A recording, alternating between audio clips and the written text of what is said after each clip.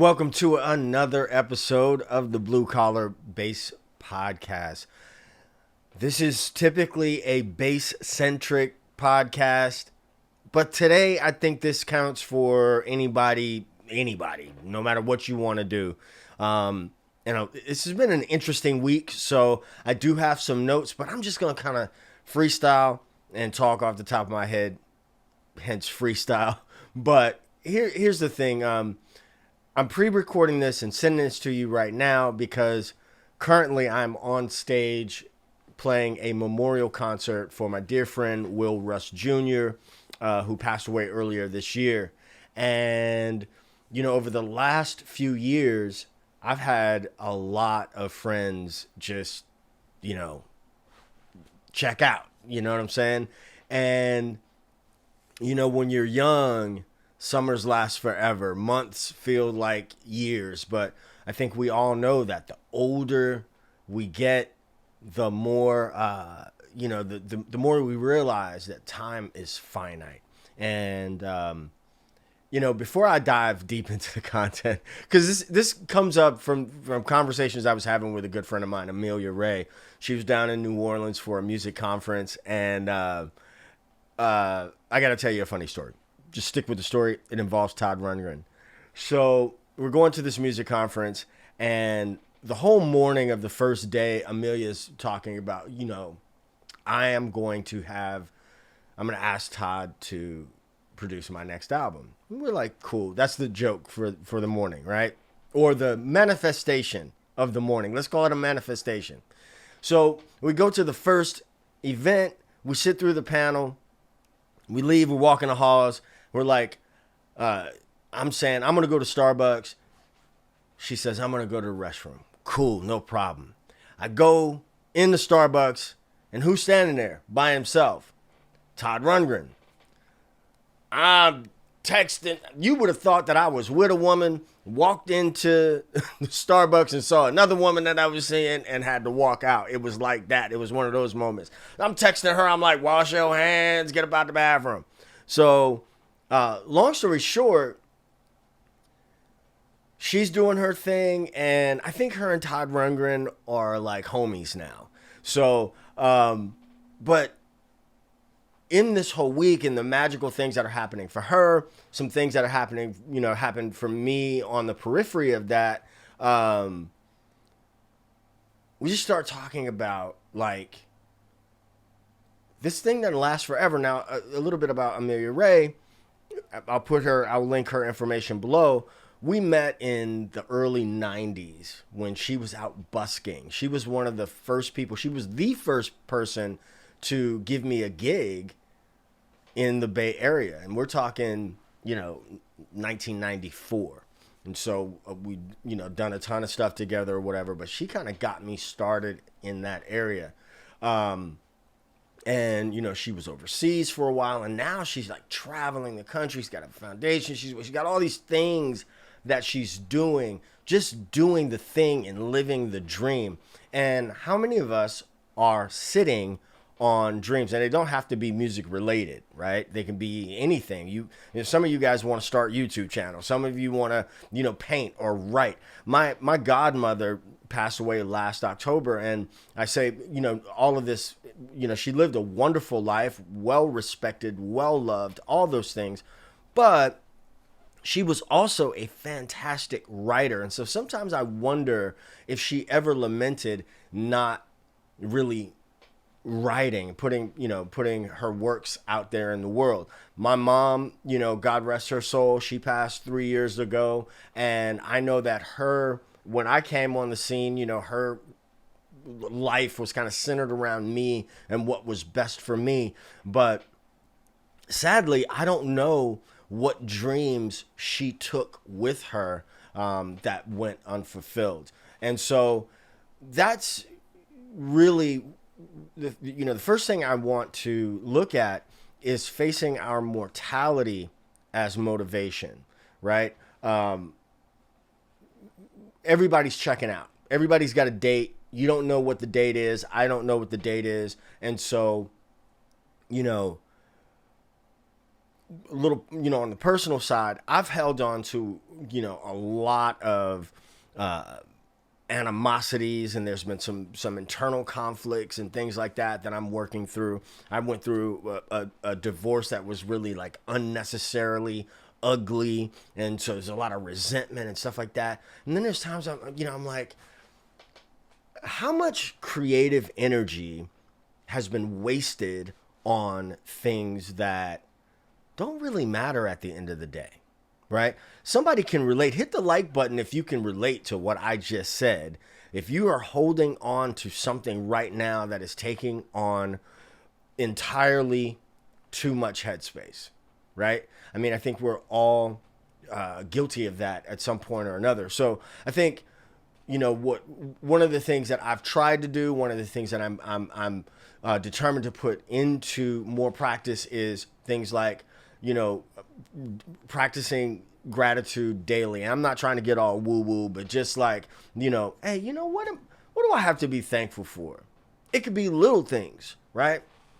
Also, what I just said, like, will X, Y, and Z, whatever that thing is that you're tripping off or what you're letting live in your head rent free, what would it matter if you knew that today was your last day? How many things would you regret? And I know that this type of conversation and this type of language is around a lot, but it's really resonating with me this week, particularly the last 24 hours, where I'm like, man, I really gotta, I have to release some things. Now, I should say also, the 29th of October is the anniversary of my mother's passing. And October is always a really tricky month for me. It's tricky in that I get very anxious, I get very impatient. I try to busy myself with a lot of things, and what I end up doing is not giving my best to most of it because I anticipate this date coming and how the date is going to make me feel. And so I'm publicly saying this now because I have to now, figure out, October is going to come again. As long as you live, October is going to come again. Would your mother want me to be, in this, depressive state, you know what I'm saying? October through January 2nd, right? So, that is that, I know this is a bass channel and you come here for bass related stuff, but I think this is bass related, and it's also not, it's also far beyond the bass guitar or music. It's all of these things. For you bass players that watch my channel, there's a lot of information here on YouTube. Some of it good, some of it not so good, but it's just a lot of information, right? And so you may spend a lot of time looking at YouTube videos, but not really, almost in a way to excuse yourself of actually just like turning everything off and playing. I'm guilty of that myself. You know what I'm saying? So, I mentioned it a second ago, but like the cost of holding grudges kind of hit like some things have happened. Like, some people who were like the closest people to me in recent years have done some, and they feel like they're justified and how they, as we all are when we do some things, right? But those things, holding on to those things, who do they hurt, right? They only hurt the person that's holding on to them. So here's I'm going to just use my ex-wife as an example.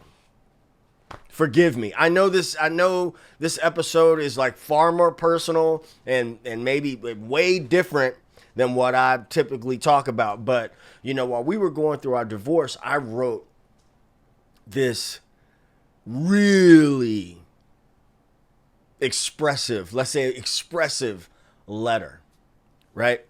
And I could almost feel my mother tugging on me saying, do not send that letter. Do not send that email. Don't call her out her name.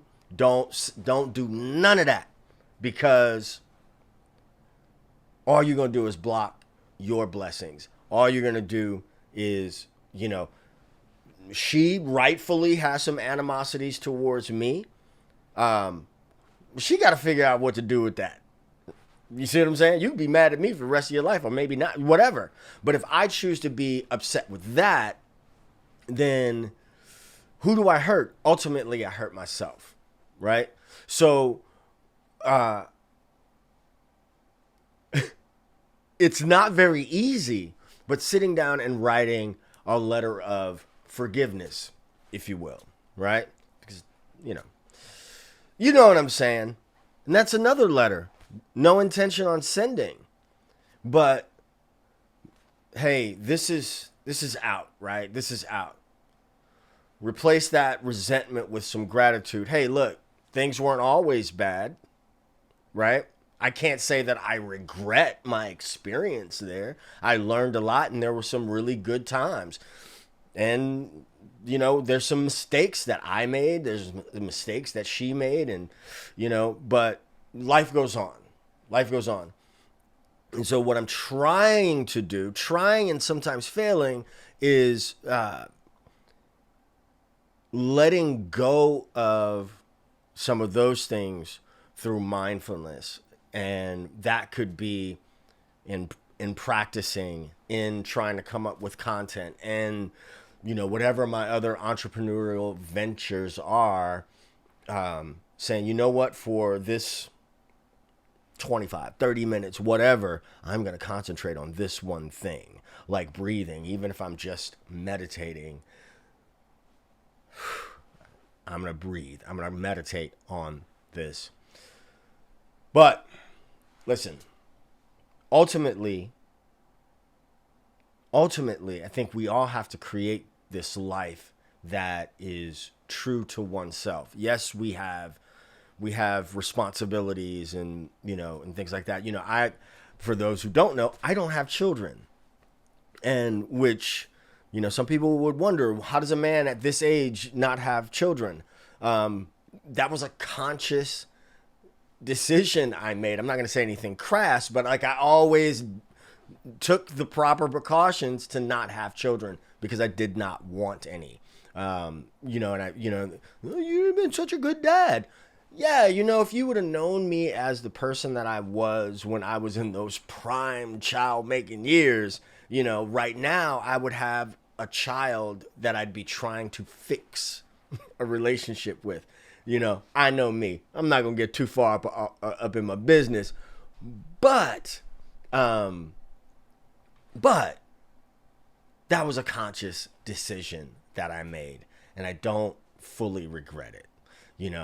Speaking of regrets, I mean, I think that it's hard to say that we don't.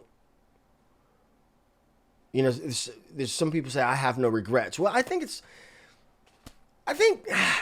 know. I think if you've lived a life and you have absolutely no regrets, then you maybe haven't lived as much of a life as you think you've lived. Because we all make mistakes. We all zig when we should zag, and and things like that. There's definitely things that I would go back and fix. But all I could do now is think about going forward. Again, I know that like the demographic of people that watch this channel are mostly men, over 40.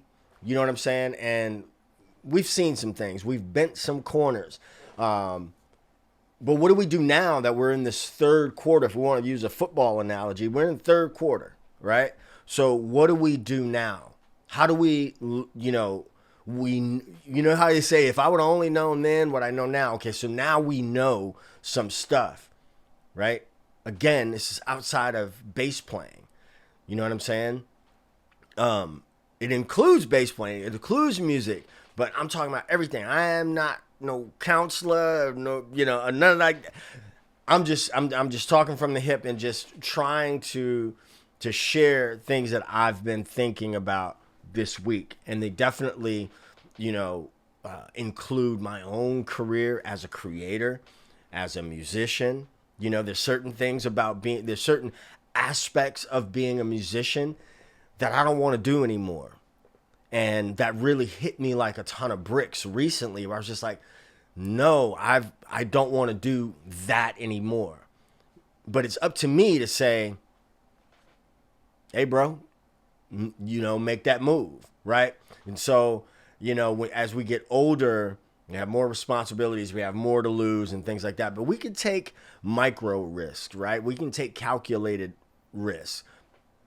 But what do they say? No risk, no reward, right?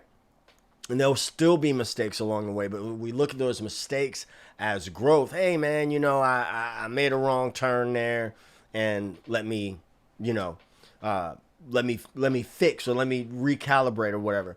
And goals will evolve. You know what I'm saying? I got some ideas. You know what I'm saying, that I've had to modify along the way, and so you're gonna die one day. You're gonna die. I'm gonna die. Everybody is going to be gone. All of us. Every time I see a new crop of musicians, there's a new bass player in town or whatever. Since I've been around a while, I think about wow, I remember this person and that person and that person, and they don't have their face on a billboard. Those new people don't know their names and they don't care, right? Everybody's not going to change the world at large, but you could change it just a little bit, because you change. I'm talking to myself, right? I'm talking to myself. The question I want you to walk away from this episode with is, whatever that thing you want to do, whether it be bass playing, going back to school, whatever. If not now, then when, right? Because the time is going to go by whether you do it or not. Time is going to go by whether you do it or not. I went to college late in life, and that was one of the things I used to say to myself all the time. And I'm glad I did. I'm sorry I waited so long to do it, but I'm glad that I did, because it opened up a whole new world that I don't think I would have seen. But the time is going to go by whether you do that thing you want to do or not. So I hope you got through the video. I hope that you left me some comments. If you haven't left me some comments, leave me some comments, because life is bigger than bass. It's bigger than music. It's, but we're sitting on some stuff that we should be putting out into the world, and there's some things that we are holding on to that we need to let go. I'm talking to myself. I'm looking in the mirror, talking to myself, saying, Ted, it's things that you got a tight grip on that you need to release. You need to let them go if you want some peace. Probably the most transparent I've ever been on this channel. And it's okay. I hope to see some comments down below. If you like the other content on this channel, hit that subscribe button, the like button, bell for notifications. If you're listening to the podcast, go on and subscribe to the podcast. Go check out sonofabass.com, where you can find all my things. If you are interested in playing synth bass, I do have a synth bass course that is available that you should check out. Very beginner friendly and reasonably priced. Until next time, y'all, peace, two fingers. Let it go and get out there and do the thing.